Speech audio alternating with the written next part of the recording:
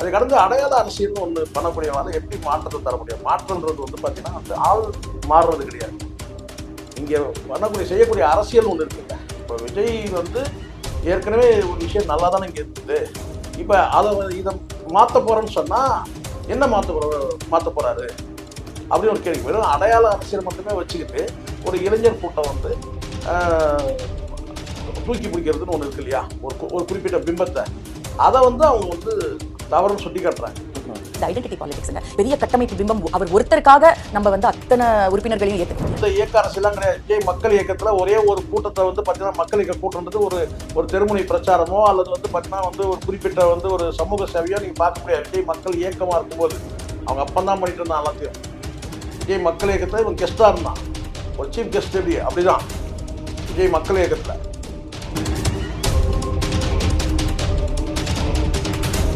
அப்போ அதுக்கு நீங்க வரீங்கன்னு சொன்னா அதுக்கான உங்களுடைய தயார்படுத்துறது இருக்கு இல்லையா, அந்த தயார்படுத்துறது எப்படி இருக்குன்னு கேட்டீங்கன்னா வெறும் அடையாளம் மட்டுமே இருக்கு. சினிமா நடிகர் என்ற அந்த அடையாளத்தை மட்டுமே நீங்க வச்சுட்டு வரீங்க. அது ரசிகர்களை இழிவுபடுத்துற மாதிரி இருக்கு.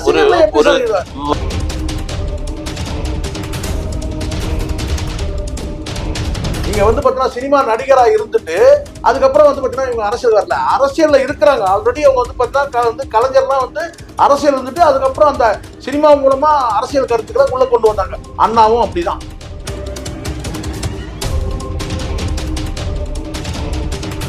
இந்த சொர்ணமாலியாவுக்கே வந்து ஒரு பெரிய கூட்டம் இருக்கும் சார்.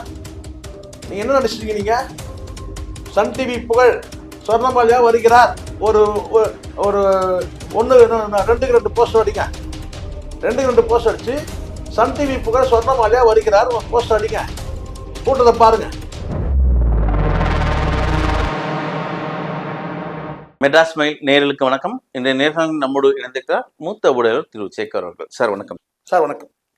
சார், இன்னைக்கு தேர்தல் சமயத்துல விஜயை எதிர்த்து விமர்சனம் வைக்கிறவங்க நிறைய பேர் கிளம்பியிருக்காங்க.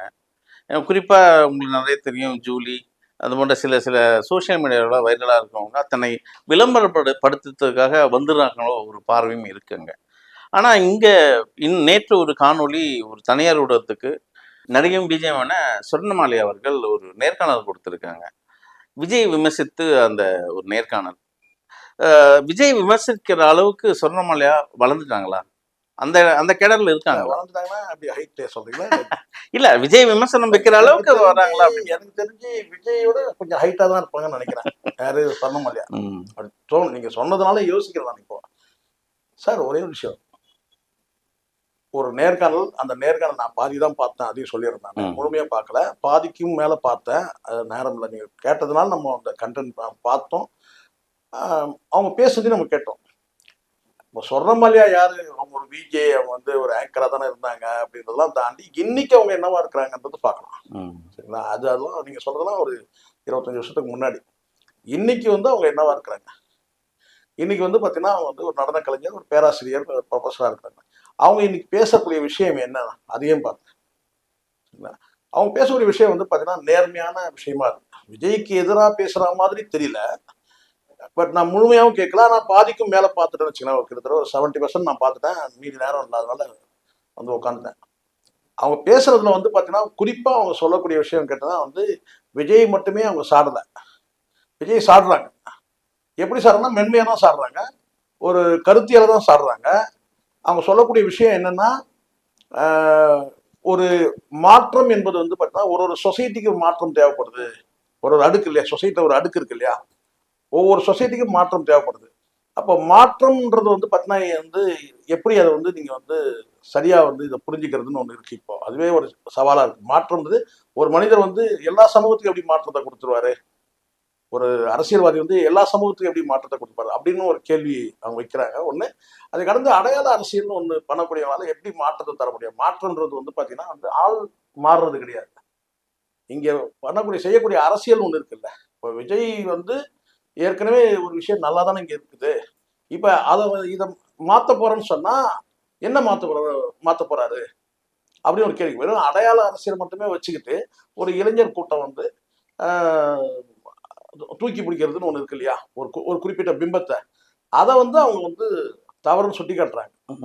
நீங்க களத்துல வந்து வேலை செய்து மக்களோட மக்களா வந்து நீங்க பணியாற்றி அதுக்கு பிறகு வந்து நீங்க வந்து விதைக்கக்கூடிய அந்த கொள்கை அரசியல் தான் நிக்குமே தவிர, ஒரு அடையாளம் எனக்கு இருக்கு, நான் ஒரு பெரிய நடிகன், அந்த அடையாளம் இருக்கு, அந்த அடையாளம் மட்டுமே போதும் ஆட்சி அமைக்கிறதுக்கு அப்படின்னு நினைக்கிறதும், அது மட்டுமே போதும் வந்து பார்த்தீங்கன்னா வந்து ஒரு பெரிய கூட்டத்தை வந்து தன் பக்கம் ஈர்த்து நிர்வாகம் பண்ண என்னாலே நிர்வாகம் பண்ண முடியும்னு சொல்றது அது வந்து சரியில்லைன்னு சொல்றாங்க. எனக்கு பொறுத்த வரைக்கும் அவங்களுடைய நேர்காணல் நான் பார்த்த வரைக்கும் நேர்மையா தான் இருந்துச்சு. ஏன் ஒரு நடிகனா இருந்தா இந்த அரசியலுக்கு அப்படி இல்ல சார், வரக்கூடாதா, நான் ஒரு சொல்றது ஆட்சியெல்லாம் இல்ல. அரியணை ஏறக்கூடாதா, ஒரு சிஎம் பாருங்க, ஆகக்கூடாதா அப்படின்ற ஒரு கேள்வி இருக்கு இல்லையா? இங்க மற்றவர்கள் சொல்றது வேற. ம், சொர்ணமால்யாவுடைய அந்த நேர்காணல் நேர்மையா இருந்துச்சு. ம். நேர்மையான காணல் அது, நேர்காணல். ஆனால் சொல்லக்கூடிய விஷயத்தை தான் நம்ம பார்க்கணும். யாரை சொல்றாங்க, விஜயை சொல்றாங்களா, அவங்க சொல்றாங்க. அப்போ விஜய்க்கு எதிராக அவங்க பேசணுன்ற மாதிரி உள்நோக்கம் இருக்கிற மாதிரி எனக்கு தெரியல. ஆனால் இந்த ஐடென்டிட்டின்னு ஒன்று இருக்கு இல்லையா, அடையாள அரசியல், அது வந்து பார்த்தீங்கன்னா ஒரு பிம்பமா தானே அவனை பார்க்குறோம். விஜய் எப்படி நம்ம பார்க்குறோம், ஒரு பெரிய நடிகனா தான் பார்க்கறோம் தவிர இன்னைக்கு ஒரு தலைவராக இந்த நிமிடம் வரைக்கும் பார்க்க முடியல. நம்மளாலே முடியல ஒரு காலகட்டத்துல எம்ஜிஆரும் ஒரு நடிகர் தான் சார். நீங்க எம்ஜிஆர் மீண்டும் எம்ஜிஆர் கொண்டு வந்து யாரும் விஜயகாந்தும் நடிகர் தான் சார். எம்ஜிஆருடைய நீங்க உங்களுக்கு ஒரு 60 கமலஹாசனும் நடிகர் நான் தான் சொல்றதை சார். கேளுங்க, நான் சொல்றதை கேளுங்க, சொல்லிட்டீங்கல்ல. இப்போ கமலஹாசன் நீங்க எடுத்துங்க தாராளமா. கமலஹாசன் அடையாள அரசியல் தான், அது அவங்க வந்து மென்ஷன் பண்ணல. கேட்கிறவர் வந்து கமலையும் சேர்த்து கேட்டிருந்தா அதுக்கு பதில் சொல்லியிருப்பாங்க. எம்ஜிஆர் வேற, மற்ற அரசியல்வாதிகள் அந்த நடிகர்கள் வந்து வேற சார். எம்ஜிஆர் வந்து நான் 60க்கு பேப்பர் எடுத்து போடவா, 55 59 பேப்பர் எடுத்து போடவா, எல்லாம் எம்ஜிஆர், எம்ஆர் ராதா இவங்க எல்லாம் வந்து பார்த்தீங்கன்னா சினிமா பயணத்தோட சேர்ந்து திராவிட இயக்கத்துல வந்து வந்துட்டாங்க. இயக்க அரசியல் பண்ணிட்டு அதுக்கு பிறகுதான் அவங்க வந்து பார்த்தீங்கன்னா அந்த முதலமைச்சர்ன்ற அந்த அந்த அந்த இடத்துக்கு வர்றதுக்கு தீவிர அரசியல்ல வந்து இறங்குறாங்க, ஒரு கட்சியை தொடங்குறாங்க. ஆனா அதுக்கு முன்னாடி இயக்க அரசியல் இருக்கிறாங்க. விஜய் அப்படி கிடையாது, எந்த இயக்க அரசியலாம் கிடையாது. விஜய் மக்கள் இயக்கத்துல ஒரே ஒரு கூட்டத்தை வந்து பார்த்தீங்கன்னா மக்கள் இயக்க கூட்டம்ன்றது ஒரு தெருமுனை பிரச்சாரமோ அல்லது வந்து பார்த்தீங்கன்னா வந்து ஒரு குறிப்பிட்ட வந்து ஒரு சமூக சேவையோ நீங்க பார்க்க முடியாது. விஜய் மக்கள் இயக்கமா இருக்கும்போது அவங்க அப்பந்தான் பண்ணிட்டு இருந்தான் எல்லாத்தையும். விஜய் மக்கள் இயக்கத்துல இவன் கெஸ்டா இருந்தான், ஒரு சீஃப் கெஸ்ட். எப்படி அப்படிதான் விஜய் மக்கள் இயக்கத்தை வந்து இறங்கி வந்து களப்பணிலாம் செய்ய. இன்னும் சொல்ல போனா விஜய் மக்கள் இயக்கம் சார்பா வந்து வேட்பாளர்கள் வந்து பார்த்தீங்கன்னா உள்ளாட்சி தேர்தலில் போயிட்டாங்க. அந்த தேர்தலில் வந்து பார்த்தீங்கன்னா ஏதாவது நீ வந்து பிரச்சாரம் பண்ணியிருக்கிறாரா அந்த கேண்டிடேட்டுக்கு? கிடையாது. விஜய் மக்கள் இயக்கத்தின் சார்பா உள்ளாட்சி தேர்தலில் போட்டிட்ட போது தன்னுடைய இயக்கம் தானே சொல்லி அது கூட பிரச்சாரத்துக்கு வரல. அப்போ புரியுதுங்களா, களப்பணின்றது எதுவுமே கிடையாது, சமூக பணின்றது எதுவுமே கிடையாது. முதலமைச்சர் கனவு வந்துருச்சு. 2 நடிகை வந்து சொல்லிட்டாங்க, மாமா நீங்க வந்து முதலமைச்சர் ஆகணும், ஓகே ஆயிரம்னு சொல்லிட்டு வந்தார். அதுதான் ஒரு இன்ஸ்டன்ட் வந்து ஒரு என்ன சொல்லுங்க, ஒரு எப்படி ஒரு ஃபாஸ்ட் ஃபுட் எப்படி ரெடி பண்றாங்க அந்த மாதிரி தடாலடியா வந்து நான் முதலமைச்சர் ஆயிடுறேன். இல்ல சொன்னமலையே சொன்ன அந்த வார்த்தை என்னன்னா, இப்ப இருக்கிற ஜென்சி கிட்ட தான் மாற்றத்தை எதிர்பார்க்கறாங்க. ஜென்சி கிட்ட எதிர்பார்ப்பு இப்ப வளர்ந்த தலைமுறை, இப்ப ஓட்டு போடுறவங்க தான் அந்த மாற்றத்தை நீங்க சொல்லுங்க. விஜய் பின்னாடி சுத்துறாங்க. நீங்க அப்போ ஒரு 40 வயசு 50 வயசு எல்லாம் விஜய் பின்னாடி வரலையா? நீங்க அந்த கூட்டத்தை பாக்கலையா? இல்ல கூட்டத்தை பாத்துருப்பீங்க இல்லையா? கூட்டத்துல இருக்கு 2 மாநாடு, பெரிய மாநாடு போட்டாங்க, அதை பாத்தீங்களா? மாநாடு கூட்டம் எல்லாத்தையும் எடுங்க, எல்லாத்தையும் எடுத்து நீங்க காட்டுங்க. ஒரு 50 வயது வந்து வயதான முதியோரை காட்டுங்க அந்த கூட்டத்துல. நான் இங்க பேசுறதே நிறுத்திடுறேன். நீங்க சொல்ற அத்தனை மாநாடு கூட்டம் எல்லாத்தையும் எடுத்து ஒரு 50 வயது வந்து பார்த்தீங்கன்னா வந்து ஒரு முதியோரை காட்டுங்க, என்ன மாதிரி ஒருத்தரை காட்டுங்க. எனக்கு 55 வயசு ஆகுது சார். நேரடி கேள்வி சார். விஜய களத்துல இல்ல விஜய எதிர்க்கிறதுக்கு இது போல களத்துல இறக்கி விடுறீங்களா? இதுதான் சார். யார் சார் இறக்க போறாங்க, யார் இறக்க போறாங்க? இப்ப நல்லா புரிஞ்சுங்க. இப்போ நேற்றைய தினம் வந்து ஜூலி வந்தாங்க, அப்புறம் இவங்க இருக்கிறாங்க, இப்போ இந்த டாக்டர் ஷர்மிளா பேசுறாங்க. அவங்கெல்லாம் பேசுறது வேற சார். இப்போ ஜூலி வந்து பார்த்தீங்கன்னா அரசியல் கட்சி சார்ந்து இருக்கிறாங்கன்றது கிடையாது. என்ன இந்த மீடியாக்கள் மூலமா கொஞ்சம் பிரபலமா இருக்கிறாங்க, அந்த பொண்ணை பார்க்குற பார்வை வேற. இப்போ ஷர்மிளா இருக்கிறாங்க, ஷர்மிளாவும் வந்து பார்த்தீங்கன்னா வந்து ஒரு அரசியல் கட்சியை சார்ந்து இருக்கிறாங்க.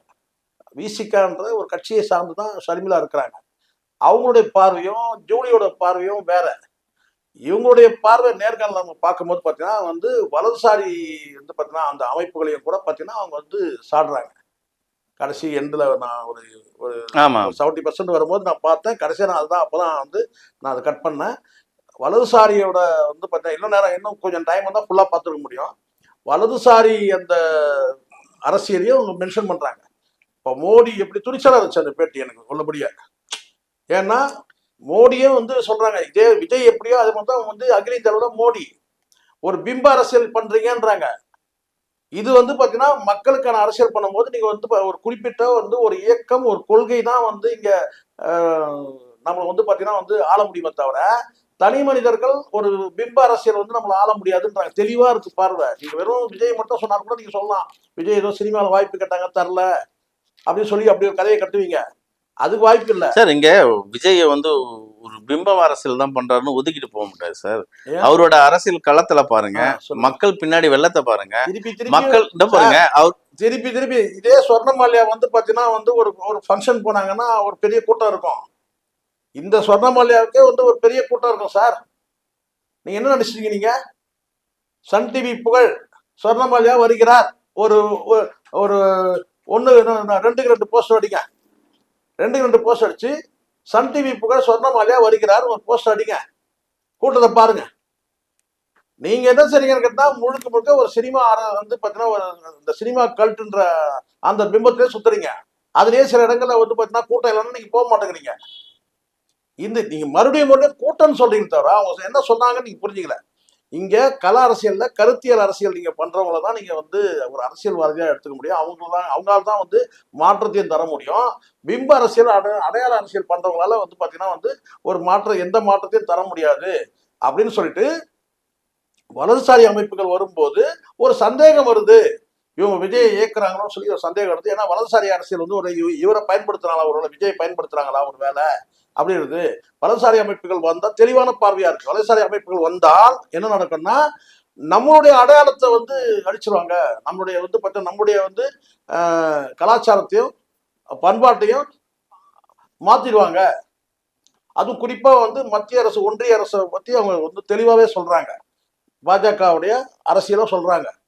நம்மளுடைய வந்து நம்ம என்ன சாப்பிடணும், நம்ம என்ன வந்து பார்த்தீங்கன்னா ட்ரெஸ் போடணுன்றத கூட பார்த்தீங்கன்னா அவங்க தான் டிசைட் பண்ணுவாங்க அப்படின்றது ஒரு தெளிவான அரசியல் பார்வையா இருக்கு. விஜய்க்கு சாயம் பூசுறாங்களோ, விஜய்க்கு பாஜக சாயம் பூசுறாங்களோ? உங்களுக்கு உங்களுக்கு உங்களுக்கு தான் இப்ப சாயம் இருக்கு. நீங்க வந்து பார்த்தீங்கன்னா சொர்ணமாலியா நீங்க எப்படி பாக்குறீங்கன்னா ஒரு நடிகையா பாக்குறோம், ஒரு விஜய் அவ்வளவுதானே பார்க்க முடியும். அவங்க சமூக ஆர்வலரா இல்ல சமுதாயத்துக்கு ஏதாவது பண்ணிருக்காங்களா? நீங்க சமுதாயத்துக்கு பண்றாங்கல்ல, அவங்களுடைய பேச்சுக்களை மட்டுமே நீங்க கேளுங்க. நம்ம சொர்ணமாலியே விட்டுருங்க. நீங்க யாரோ ஒரு பெண் உட்காந்து பேசுறாங்க, அவங்களுடைய முந்தைய பணியை விட்டுருங்க. நீங்க அவங்க வந்து விஜேவா இருந்தாங்க, ஆங்கரா இருந்தாங்க, நமக்கு அதெல்லாம் தேவையில்லை. நான் கூட ஆங்கரா தான் இருந்தேன். ஸோ நீங்களும் ஆங்கரா தான் இருந்தீங்க, இப்போ கூட ஆங்கரா தான் இருக்கிறீங்க. அது வேற, நான் அதுக்கு சொல்ல வரல. இப்போ நீங்க ஒரு கருத்தை சொல்றீங்க, நீங்க ஆங்கரு, அதனால நீங்க சொல்றது அப்படி இல்ல சார். ஒரு பார்வை இருக்குல்ல சார். ஒரு இலக்கை நோக்கி ஒரு இலக்கை நோக்கி ஒருத்தர் பயணிக்கிறார். அந்த இலக்கை தடை செய்யறதுக்காக சில பேரை களம் இறக்கி வர்றது வந்து அப்படி நினைப்பாங்க, ஒரு யுக்தியா பார்க்கப்படுது. நீங்க சொல்றத நான் கேட்கிறேன், இந்த கேள்வி நான் இப்படிதான் வைக்கிறேன். நீங்க சொல்றத வந்து ஊடகத்தை பார்க்கக்கூடியவர்கள் தான் செய்வாங்கன்னு கேட்டீங்கன்னா, இவங்க என்னங்க பேசுறாங்க, ஓ விஜய்க்கு எதிராக பேசுறாங்க, பிஜேபிக்கு எதிராக பேசுறாங்க, அப்போ வந்து யார் இவங்களை இறக்கிருப்பாங்க, திமுக அறிவிக்கிறது. இப்ப எப்படி பார்த்தாலும் நீங்க அதை பார்த்து அதுல வந்து பாத்தீங்கன்னா தெரியும். ஒரு வாரம் இன்னைக்கு தானே பேசியிருக்காங்க அவங்க, நாளைக்கெல்லாம் பாருங்க, அதுல கமெண்ட்டை பாருங்க. எனக்கு போடலையா 200 ஊப்பி 300 ஊப்பின்னு போடுறதான் போறீங்க. ஒரு 2000 ஒரு 2 கொஞ்சம் கௌரவமா போடுங்கடா. 200 ஊப்பி சொல்றேன் நான், 2 லட்சம் போடுங்களேன். சும்மா தானே போட போறீங்க. 2 லட்சம் வாங்கி பேசுறாங்க, கொஞ்சம் கௌரவமா இருக்கும். ஸோ இதெல்லாம் வந்து இப்படிதான் நினைக்க தோணும். என்னன்னு கேட்டா, ஓ இது வந்து பிஜேபிக்கு எதிராக பேசுறாங்க, அப்போ திமுக தான் இவங்களை இறக்கியிருக்கு. விஜய்க்கு எதிராக பேசுறாங்களா, அப்போ திமுக தான் இறக்கியிருக்கு. அந்த ஒரு மனோபாவம் இருக்குல்ல, அது நான் அந்த நேர்காணல பார்த்த வரைக்கும் நான் சொர்ணமாலியாவே அங்க நான் வந்து பார்க்கல. ஒரு நேர்மையான கருத்தை வந்து சொல்றாங்க. உள்நோக்கம் இருக்கா சார்? நம்ம பேசும்போதே தெரிஞ்சுக்கலாம் சார். நீங்க நம்ம பேசும்போது தெரிஞ்சுக்கலாம் இதுல உள்நோக்கம் இருக்கா. இவங்க பேசுறது வந்து பார்த்தீங்கன்னா ஒரு கேள்வி, அந்த கேள்வி போடுறது வந்து பார்த்தீங்கன்னா வந்து யார் போடுறாங்க, அது சன் டிவியை கூட போடுறாங்க கேள்வியை. அதுக்கு அவங்க சொல்லக்கூடிய பதில் வந்து நேர்மையா இருக்கா, அப்படிதான் பார்க்கணும். என்னை பொறுத்த வரைக்கும் அவங்க சொல்லக்கூடிய பதில் வந்து நேர்மையா. எனக்கு விஜய் பிடிக்காது, விஜய் கொள்கையை பிடிக்காது, விஜயோட கட்சியை பிடிக்காது அப்படின்ற வந்து பார்த்தீங்கன்னா அந்த கண்ணோட்டத்தில் வந்து பார்த்தீங்கன்னா வந்து பார்க்குறவங்களுக்கு வந்து நான் கேட்டிங்கன்னா நமக்கு சப்போர்ட்டாக பேசுனாங்க, நம்மளுடைய எண்ணத்துக்கு ஏற்ற மாதிரி பேசுறாங்க. நமக்கு விஜய் பிடிக்காது, விஜய் கட்சியை பிடிக்காது, விஜயோட செயல்பாடுகள் பிடிக்காது, இதெல்லாம் பிடிக்காத போது சொர்ணமாலியா பேசுறதை கேட்டா ரைட் ரொம்ப நல்லா பேசுறாங்க. நான் அப்படி பார்க்கல. நான் விஜய்க்கு வந்து மாற்று கருத்து வைக்கிறேன். விஜயோட செயல்பாடுகள் எனக்கு பிடிக்கலனாலும் கூட பார்த்தீங்கன்னா நான் வந்து ஒரு நியூட்ரலா வந்து இடத்துக்கு வந்துடுவேன். அந்த நேர்காணல் பார்க்கும்போது இவங்களுக்கு ஏதாவது வந்து இதுல வந்து உள்நோக்கம் இருக்கா, வன்மம் இருக்கா, இந்த கருத்தை சொல்லும் போது அப்படி என்னை பொறுத்த வரைக்கும் நான் 2 கருத்தை வந்து அவங்க சொன்ன கருத்து 2 கருத்து வந்து பார்த்தீங்கன்னா ரொம்ப ரொம்ப சரியான கருத்து. என்னன்னு கேட்டா, ஒண்ணு வந்து அடையாள அரசியல் மூலமா இங்க வந்து எந்த மாற்றத்தையும் தந்துட முடியாது. ஒண்ணு. 2வது என்னன்னு கேட்டா, நம்ம அடையாளங்களை வந்து அழிக்கக்கூடிய ஒரு வலதுசாரி அமைப்போட தூண்டுதல்ல ஒருவேளை இவர் வந்திருப்பாரோன்ற வந்து அந்த அச்சம் வந்து இருக்கு. தெளிவா இந்த 2 கருத்து தான் நான் உள்வாங்க. மற்றபடி அவங்க நீண்ட நேரம் பேசுறாங்க. நானும் அவங்க சொல்றது எதுவுமே வந்து பாத்தீங்கன்னா ஒரு ஒரு பக்குவப்பட்ட பெண்ணா, ஒரு என்ன சொல்ற, ஒரு அனுபவம் வாய்ந்த பெண்ணா தான் நான் பார்த்தேன். எனக்கே கூட ஆச்சரியமா இருந்துச்சு கேட்டா, அந்த சொர்ணமல்லியாவா இந்த சொர்ணமல்லியா அப்படிதான் நான் நினைச்சேன் கடைசியா கட் பண்ணும்போது. ஏன்னா அதுதான் அந்த பக்குவம்ன்றது. இல்ல இப்போ நீங்க நீங்க கரெக்டா இல்ல நீங்க சொன்னீங்க இவன் இந்த இந்த சொர்ணமலையோ அந்த சொர்ணமலையோ நான் ஒரு டிஃபரன்ஸை பார்த்தேனுங்க.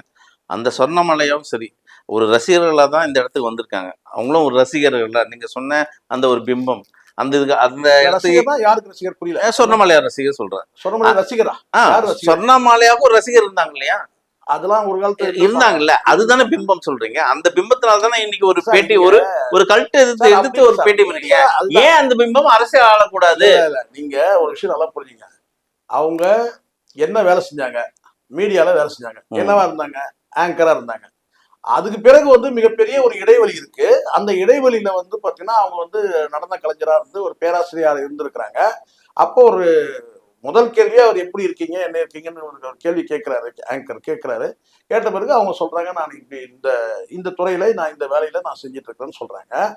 அப்படிதான் நம்ம பார்க்கணும். இப்ப நான் கூட வந்து இப்ப நீங்க என்ன நீங்க இப்ப இப்படி சொன்னா நான் என்னதான் உதாரணம். இப்ப நான் வந்து முதல்ல இல்ல சார், என்னோட கேள்வி என்னன்னா ஒரு பிம்ப அரசியல் தமிழ்நாட்டுல எடுபடாது, அப்படி கிடையாது. அதை நோக்கி பயணிக்க கூடாது அப்படின்ற மாதிரி பேசுறாங்க இல்லையா? அரசியல் வேற, நீங்க உங்க புரிதலே இல்ல. அரசியல் என்பது வேற. முதல்ல புரிஞ்சுக்கணும். அரசியல் வந்து மக்கள் சேவைக்கு நீங்க வரீங்க. சொர்ணமல்லியா வந்து மக்கள் சேவையில இல்ல. அவங்க ஒரு நடன கலைஞரா இருக்காங்க, கலை சேவையில இருக்கிறாங்க. நடன கலைஞர் என்ன, கலை சேவையில இருக்கிறாங்க. அதாண்டி அவங்க வந்து ஒரு ப்ரொஃபஸர். அவங்க ப்ரொஃபஷனல் சொல்றாங்க. மக்கள் சேவை என்பது ஒட்டுமொத்த சொசைட்டியை மாத்துறது. அப்போ அதுக்கு நீங்க வரீங்கன்னு சொன்னா அதுக்கான உங்களுடைய தயார்படுத்துறது இருக்கு இல்லையா? அந்த தயார்படுத்துறது எப்படி இருக்குன்னு கேட்டீங்கன்னா, வெறும் அடையாளம் மட்டுமே இருக்கு. சினிமா நடிகர் என்ற அந்த அடையாளத்தை மட்டுமே நீங்க வச்சுட்டு வரீங்க. இல்ல அது ரசிகர்களை இழிவுபடுத்துற மாதிரி இருக்கு. ரசிகர்களை எப்படி ஒரு சொல்றீங்க? ஒரு விஜயோட ரசிகர்கள் தான் இன்னைக்கு தொண்டர்களே. ரசிகர்களை இல்ல இழிவுபடுத்த இல்ல விஜயோட ரசிகர்கள் தான் தொண்டர்களே. ஒரு இதெல்லாம் ஒரு பிம்பம், விஜய் ஒரு கல்ட்டு, இதெல்லாம் தான் வராங்க. சார், இது நீங்க தமிழ்நாட்டுல வந்து உடனே வந்து ஆட்சி ஆடுறீங்களா? ஆமா, இதெல்லாம் ஒரு ஆமா சார், ஆமா ஆமா, எப்படி பண்ண முடியும்? எப்படி பண்ண முடியும்? அதைத்தான் ரிசல்ட் தெரிய போகுது. அதுதான் ரிசல்ட். ஏன் வந்து வந்து டி ராஜர் காணாம போனாரு? கமலஹாசன் டிவியை உடச்சு ஏன் காணாம போனாரு? ஏன் பாக்கியராஜ் காணாம போனாரு? இவங்க எல்லாம் வந்து பாத்தீங்கன்னா வந்து ஒரு நடிகன்ற அந்த இதை வச்சுட்டு ஒரு கூட்டம் கூடுதல் வச்சு நீங்க மயங்கிட்டீங்க.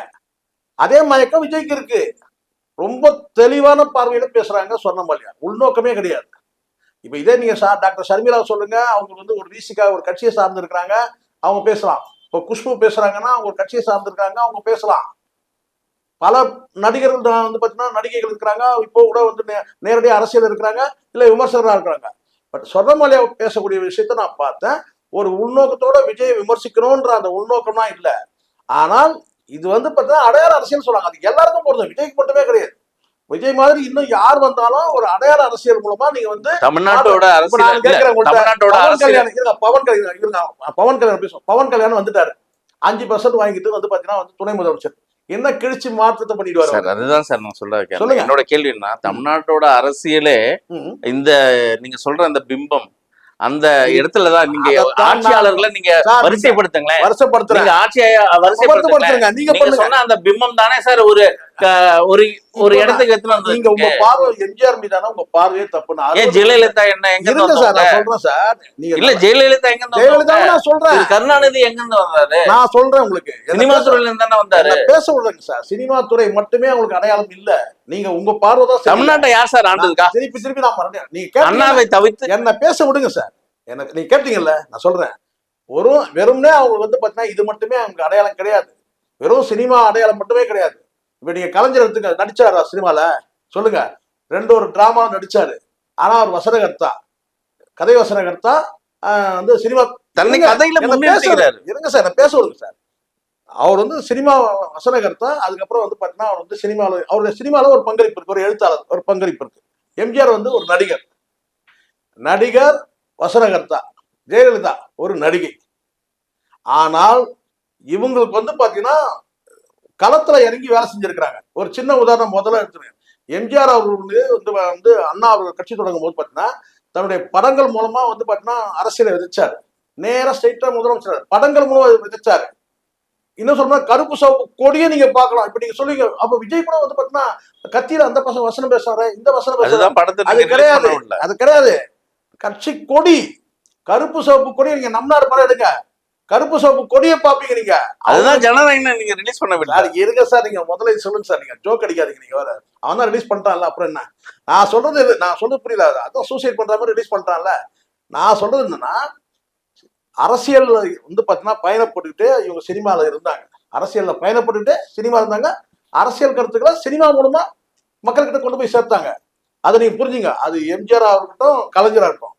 நீங்க வந்து பாத்தீங்கன்னா சினிமா நடிகரா இருந்துட்டு அதுக்கப்புறம் வந்து பாத்தீங்கன்னா இவங்க அரசியல் வரல, அரசியல்ல இருக்கிறாங்க ஆல்ரெடி. அவங்க வந்து பாத்தீங்கன்னா வந்து கலைஞர்லாம் வந்து அரசியல் இருந்துட்டு அதுக்கப்புறம் அந்த சினிமா மூலமா அரசியல் கருத்துக்களை உள்ள கொண்டு வந்தாங்க. அண்ணாவும் அப்படிதான்.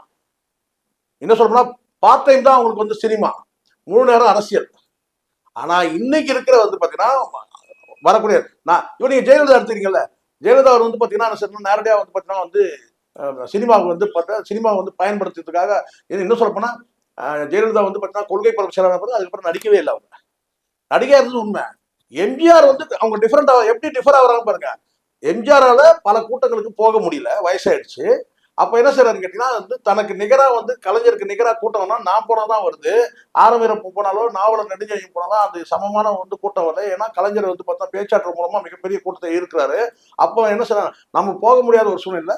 அப்போ நம்ம வந்து ஜெயலலிதாவை பயன்படுத்திக்கணும்னு சொல்லிட்டு அப்போ கொள்கை பரப்பு செயலாளர் ஒரு பதவியை போட்டு அப்போ வந்து பிரச்சாரத்துக்கு அனுப்புறாரு. அப்போ அங்க வந்த பிறகு அவங்க சினிமாவை முழுமையா கட் பண்ணிடுறாங்க, மூணு நேரம் வந்து களை பண்ணிடலாம். அந்த ஜெயலலிதா கூட பாத்தீங்கன்னா சாதாரண உழைப்பெல்லாம் கிடையாது. ஒரு புத்தகத்துல அவங்களே எழுதியிருக்கிறாங்க, முழுக்க முழுக்க புழுதி அதாவது புழுதி உடல் முழுதும் புழுதியோடு நான் வந்து குளிக்கும் போது அந்த குளிக்கிற அந்த நீரே வந்து பார்த்தீங்கன்னா செம்மண் ஆயிடுச்சு. அவங்க எழுதின புத்தகத்துல எழுதியிருக்காங்கன்னா அந்த தண்ணியை வந்து செம்மண்ல போதான், செம்மண் கலர் தண்ணி போதான். அதை அவங்க சொல்லியிருக்கிறாங்க. அதனால என்னன்னா இவங்கெல்லாம் களத்துல இவ்வளவு கஷ்டப்பட்டு இருக்காங்க. ஆனா நீங்க என்ன பண்ணீங்கன்னா விஜய் மக்கள் இயக்கத்திலையும் உங்களுடைய களப்பணி எது, உங்களுடைய இயக்கம் விஜய் மக்கள் இயக்கத்தை களப்பணி கிடையாது. இப்போ கடந்த காலத்துல இதே மாநிலம் நம்ம எடுத்துக்கிறோம். கமலஹாசனே எடுத்துங்க, விஸ்வரூபம் படம் பிரச்சனை, அவர் அரசியல் பண்ணிட்டாரு. பாக்கியராஜ் என்ன எம்ஜிஆர் செத்துட்டாரு, திரையுலக வாரிசு சொன்னாரு, அதன் மூலமா வந்துடலாம் நம்ம. டி ராஜேந்திரக்கு என்ன, இங்க ஒரு கட்சியில கூப்பிட்டாங்கன்னு அவர் பதவி கொடுத்தாங்க, அங்க சின்ன கசமுசா ஆச்சு, உடனே வெளியே வந்தாரு, உடனே வந்து அரசியல். இவங்க எல்லாம் ஏன் தோத்து போனாங்க? கமல் எப்படி ஏன் தோத்து போனாரு? ஏன்னா கல அரசியல் பண்ணவே கிடையாது, அரசியல் கட்சி தொடங்குவாருன்னு கூட தெரியாது. இதுல ரஜினிகாந்த் அவர் மட்டும் தான் வந்துட்டு திரும்பி எஸ்கேப் ஆகி போயிட்டார், அதாவது வரன்னு சொல்லிட்டு வராம போயிட்டார். ஸோ இப்படி இருந்து கேட்டா இவங்க எல்லாம் அடையாள அரசியலை வந்து பண்ண பார்த்து தோத்து போயிட்டாங்க. விஜயும் அப்படிதான் பண்றாரு. இதே விஜய் வந்து விஜய் மக்கள் இயக்கம் போது பாத்தீங்கன்னா பல்வேறு களப்பணிகள் செஞ்சுட்டு எப்ப நீங்க கட்சி தொடங்குவீங்க, எப்ப தொடங்குவீங்கன்னு சொல்லி கேட்டுருந்தா பரவாயில்ல. இதுல விஜயகாந்த் மட்டும் டிஃபர். விஜயகாந்த் என்ன செஞ்சாலும் எனக்கு தெரிஞ்சு நான் சொல்றேன், 83 82 ஆரம்பம், அப்பதான் பெரிய ஸ்டாரா உருவாகிட்டு இருக்கிறாரு. அப்பவே வந்து பாத்தீங்கன்னா வந்து 100 சைக்கிள் ரிக்ஷா, அன்னைக்கு டேட்டுக்கு ஒரு சைக்கிள் ரிக்ஷா வந்து பார்த்தீங்கன்னா 5000 ரூபாய் இருக்கு சார், 4000 ரூபாய் 5000 இருக்கு சார். 100 சைக்கிள் ரிக்ஷா வந்து பார்த்தீங்கன்னா இதே பெரம்பூர் பகுதியில் நான் பார்த்தேன். ஸ்கூல் போயிட்டு வரும்போது பார்க்குறேன், ஃபுல்லா ஒரு 100 சைக்கிள் வச்சு கொடுக்குறாரு. அப்போ கல்யாணம் கூட அவ்வளோ இருக்கு. நான் சொல்றேன் 80களில் சொல்றேன். ஆரம்பிச்சு படம் நடிக்க ஆரம்பிச்சு ஒரு 2-3 வருஷம் அவ்வளவுதான் இருக்கும். அப்போ களப்பணி, அதுதான் களப்பணி. அந்த மக்கள் சேவைன்னு ஒண்ணு செஞ்சு அதுக்கப்புறம் மெல்லபடியா அரசியல் கட்சி தொடங்குவாரா இல்லையா கூட தெரியாது. ஆனால் நீண்ட காலம் அதுக்கப்புறம் கேட்டா ஒரு கட்டத்துக்கு மேல வந்து திடீர்னு வந்து இவரு கமல் வந்து வருவாரா, ரஜினி வருவாரான்னு பேசிட்டு இருக்கும்போது நேரடியா வந்துட்டார். அப்போ கல அரசியல் பண்ணதுனால, கல சேவை, அதாவது களத்துல வந்து சமூக சேவை செய்ததுனால அவங்க வராங்க. வெறும் அடையாளம் மட்டுமே கிடையாது.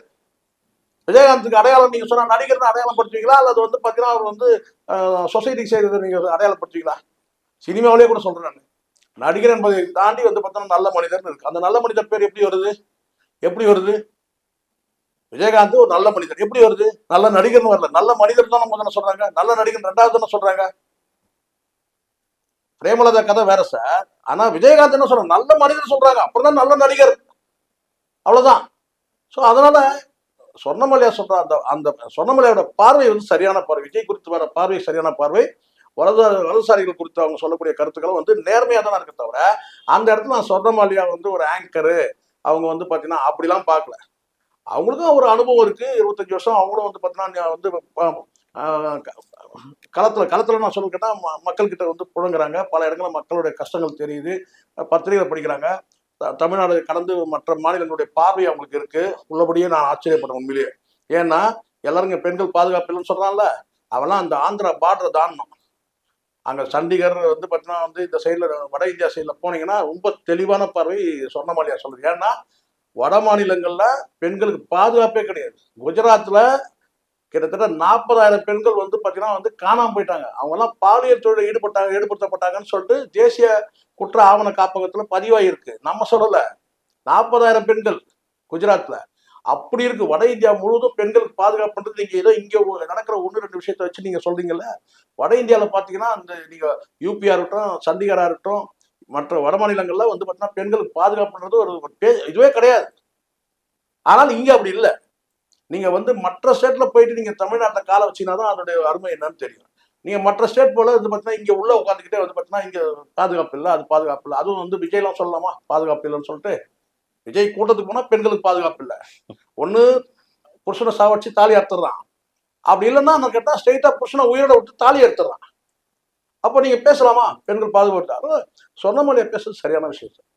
பார்ப்போம் சார். தொடர்ந்து பேசும். அடையாள அரசியல் தமிழ்நாட்டில் எடுபடுமா எடுபடாதா? வருகின்ற மே 4 முடிவு செய்யும். நேரத்துக்கு மிக்க நன்றி. நன்றி சார்.